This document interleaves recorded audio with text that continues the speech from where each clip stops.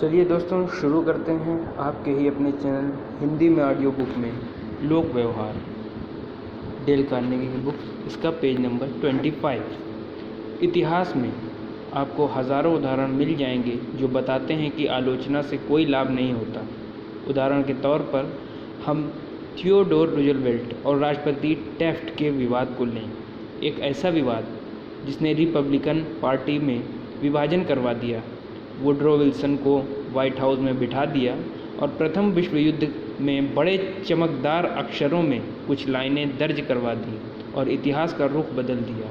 जब रूजवेल्ट 1908 में white house के बाहर गए तो उन्होंने टैफ्ट का समर्थन किया, जो राष्ट्रपति चुन लिए गए। फिर रूजवेल्ट शेरों का शिकार करने अफ्रीका चले गए। लौटने पर उन्होंने जब हालात देखे तो वे बरस पड़े। उन्होंने अनुदारवाद के लिए टैफ्ट की आलोचना करनी शुरू कर दी और तीसरी बार खुद राष्ट्रपति बनने की कोशिश की। उन्होंने बुल मूस पार्टी का गठन किया और जीओपी को लगभग ध्वस्त कर दिया। अगले चुनाव में विलियम हॉवर्ड टैफ्ट और उनकी रिपब्लिकन पार्टी की बुरी तरह हार हुई और उसे केवल 2 राज्यों वर्मांट और ऊटा में ही सफलता मिली। इस पार्टी की अब तक की सबसे शर्मनाक पराजय थी।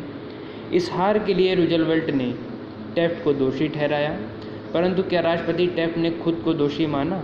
बिल्कुल नहीं। आंखों में आंसू भरकर रूंधे गले से टैफ्ट ने कहा, मैंने जो किया उसके सिवाय मैं कर ही क्या सकता था। दोष किसका था, रूजवेल्ट का या टैफ्ट का? सच कहूँ तो मैं नहीं जानता और न ही मुझे इसकी परवाह है।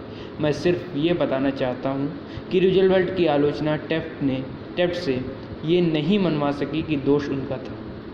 इससे सिर्फ यही हासिल हुआ कि टैफ्ट खुद के बचाव में तर्क देने लगे और आंखों में आंसू भरकर उन्होंने कहा, मैंने जो किया उसके सिवाय मैं कर ही क्या सकता था। टी पॉट डोम ऑयल स्कैंडल को ही लें। 1920 के दशक की शुरुआत में ये अखबारों की सुर्खियों में था। इसने देश को हिला कर रख दिया। लोगों की याददाश्त में अमेरिकी सार्वजनिक जीवन में इतना बड़ा स्कैंडल पहले कभी नहीं हुआ था। यहाँ पर इस स्कैंडल के तथ्य बताए जा रहे हैं। हार्डिंग के कैबिनेट मंत्री अल्बर्ट बी फॉल को एल्क हिल और टी पॉट डोम में तेल के सरकारी भंडारों को लीज पर देना था। ऐसे तेल के भंडार जिन्हें नौसेना के भविष्य के उपयोग के लिए अलग रख दिया गया था। क्या फॉल ने इनकी नीलामी की या इनके लिए टेंडर बुलवाए? नहीं, इसके बजाय उन्होंने अपने दोस्त एडवर्ड एल डोहेनी को ये फ़ायदेमंद ठेका तश्तरी में रखकर दे दिया। और डोहेनी ने क्या किया? उसने तत्काल फॉल को $10 लाख दे दिए और इसे लोन का नाम दिया। फिर फॉल ने जिले की यूनाइटेड स्टेट्स मरीन्स को ये आदेश दिया कि वे एल्क हिल भंडारों से रिसने वाले तेल का फ़ायदा उठा रहे प्रतियोगियों को उस जगह से हटा दें। जब प्रतियोगी कंपनियों को बंदूकों और संगीतों की नोक पर वहाँ से हटाया गया तो उन्होंने दुखी होकर अदालत की शरण ली। तब जाकर टीपॉट डोम स्कैंडल का भांडाफोड़ हुआ।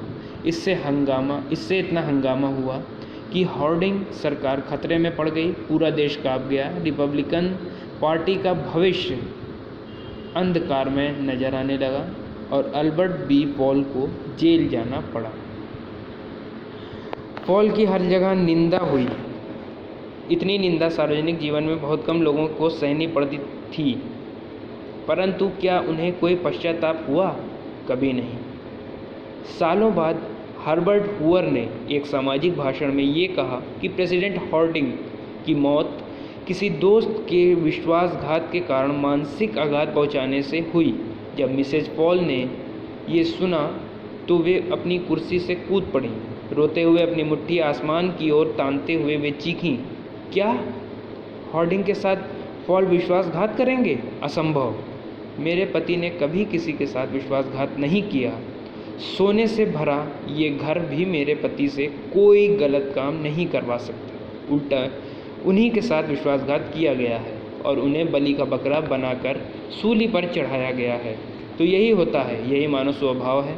हर गलत काम करने वाला अपनी गलती के लिए दूसरों को दोष देता है, परिस्थितियों को दोष देता है, परंतु खुद को दोष नहीं देता। हम सब यही करते हैं। इसलिए अगली बार जब हमारी इच्छा किसी की आलोचना करने की हो तो हम अल कैपोन, दुनाली बंदूक, क्राले और अल्बर्ट हॉल को याद रखें। हमें यह एहसास होना चाहिए कि आलोचना बूमरैंग की तरह होती है, ये लौट कर हमारे ही पास आ जाती है, यानी बदले में वह व्यक्ति हमारी आलोचना करना शुरू कर देता है। हमें यह एहसास भी होना चाहिए कि जिस व्यक्ति की हम आलोचना कर रहे हैं या हम जिसे सुधारने की कोशिश कर रहे हैं, वो जवाब में खुद की सफाई में कुछ तर्क देगा या फिर विनम्र टेप्ट की तरह यही कहेगा, मैंने जो किया उसके सिवाय मैं कर ही क्या सकता था। 15 अप्रैल 1865 की सुबह अब्राहम लिंकन का पार्थिव शरीर एक सस्ते लॉजिंग हाउस में हॉल में रखा हुआ था।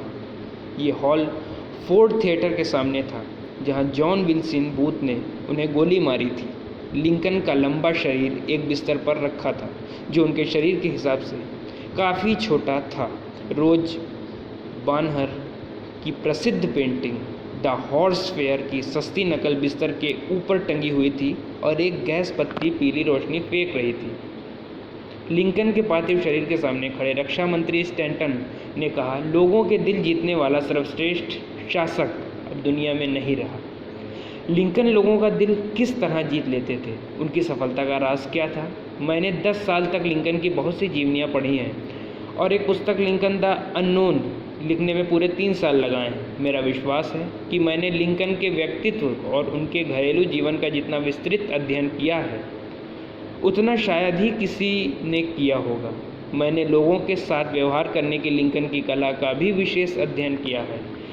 क्या लिंकन आलोचना करते थे? हाँ, इंडियाना की पिजन क्रीक वैली में अपनी जवानी के दिनों में वे न सिर्फ लोगों की आलोचना करते थे, बल्कि पत्रों और कविताओं में लोगों का मखौल उड़ाते हुए उन्हें छपवाते भी थे। एक बार ऐसे ही एक पत्र ने नफ़रत की ऐसी आग भड़का दी जो जीवन भर जलती रही।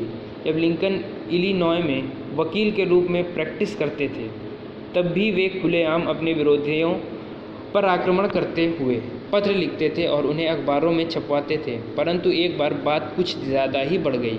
1842 में लिंकन ने जेम्स शील्ड नाम के दम्भी और नकचढ़े राजनेता पर व्यंग लिखा। लिंकन ने एक गुमनाम पत्र के माध्यम से ये व्यंग भेजा, जो स्प्रिंगफील्ड जर्नल में छपा। पूरा शहर शील्ड पर हंस रहा था। संवेदनशील और दम्भी शील्ड आग बबूला हो गया। उसने पता लगाया कि पत्र किसने लिखा था। वो अपने घोड़े पर चढ़ा और उसने लिंकन को ढूंढकर उसके सामने द्वंद्व युद्ध का प्रस्ताव रख दिया। लिंकन द्वंद्व युद्ध नहीं करना चाहते थे, परंतु उनके पास बिना सम्मान खोए इससे बचने का रास्ता भी नहीं था। उन्हें हथियार का विकल्प दिया गया। चूँकि उनकी बाहें लंबी थीं, इसलिए उन्होंने तलवारबाजी को चुना। उन्होंने एक वेस्ट पॉइंट ग्रेजुएट से तलवारबाजी की प्रशिक्षण भी लिया। जिस दिन द्वंद्व युद्ध होना था, उस दिन वे और शील्ड मिसिसिपी नदी के किनारे मिले और उनमें से एक की मृत्यु तय थी। परंतु आखिरी मिनट में साथियों के बीच बचाव के कारण द्वंद्व युद्ध टल गया। लिंकन के जीवन की ये सबसे विकट घटना थी। इसने उन्हें लोगों के साथ व्यवहार करने की कला का एक अनमोल सबक सिखा दिया। इसके बाद उन्होंने फिर कभी किसी को अपमानजनक पत्र नहीं लिखा। इसके बाद उन्होंने फिर कभी किसी का मखौल नहीं उड़ाया। इसके बाद उन्होंने फिर कभी किसी बात के लिए किसी की आलोचना नहीं की। गृह युद्ध के दौरान लिंकन पोटोमैक की सेना के लिए एक के बाद एक नए जनरल को नियुक्त करते रहे और हर general McClellan, Pope, Burnside, Hooker, Meade ने इतनी बड़ी गलतियां की कि लिंकन हताशा में फर्श पर इधर से उधर चक्कर काटने रहे। आधा देश इन अयोग्य सेनापतियों को लानतें भेज रहा था, परंतु लिंकन, जिनके हृदय में किसी के लिए दुर्भावना नहीं थी बल्कि सबके लिए सद्भावना थी, शांत रहे। उनका प्रिय कोटेशन था किसी की आलोचना मत करो ताकि आपकी भी आलोचना ना हो। जब मिसेज लिंकन और दूसरे लोग दक्षिणी प्रांतों के लोगों की आलोचना करते थे तो लिंकन जवाब देते थे, उनकी आलोचना मत करो। अगर हम उन परिस्थितियों में होते तो हम भी वैसे ही होते, परंतु अगर किसी व्यक्ति के पास आलोचना के अवसर थे तो निश्चित रूप से वो व्यक्ति लिंकन थे। हम सिर्फ एक उदाहरण से ये समझ सकते हैं। गेटिसबर्ग का युद्ध जुलाई 1863 के पहले 3 दिनों में लड़ा गया था। 4 जुलाई की रात को जनरल ली दक्षिण दिशा से पीछे हटने लगा।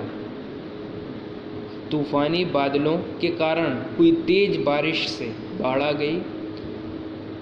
जॉब ली अपनी पराजित सेना के साथ पोटोमैक पहुंचा तो उसने देखा कि उसके सामने बाढ़ से उफनती नदी है जिसे पार करना संभव नहीं है और उसके पीछे विजेता यूनियन आर्मी है। ली बुरी तरह फंस चुका था, उसके पास बचने का कोई रास्ता नहीं था। लिंकन ये बात समझ गए। ये ईश्वर की कृपा से मिला एक सुनहरा मौका था ली की सेना को हराने का अवसर, जिससे युद्ध तत्काल समाप्त हो जाता। इसलिए दिल में आशा का सैलाब लिए हुए लिंकन ने जनरल मीड को आदेश दिया कि वे युद्ध के बारे में कोई मीटिंग ना करें बल्कि तत्काल ली पर हमला कर दें। लिंकन ने अपने आदेशों को टेलीग्राफ कर दिया और फिर एक विशेष संदेशवाहक को मीड के पास भेजकर तत्काल कार्रवाई करने की कहा। और जनरल मीड ने क्या किया? उसे जो आदेश मिले थे उसने उसके ठीक विपरीत अगले पेज में, पेज नंबर 28 के उसके ठीक विपरीत से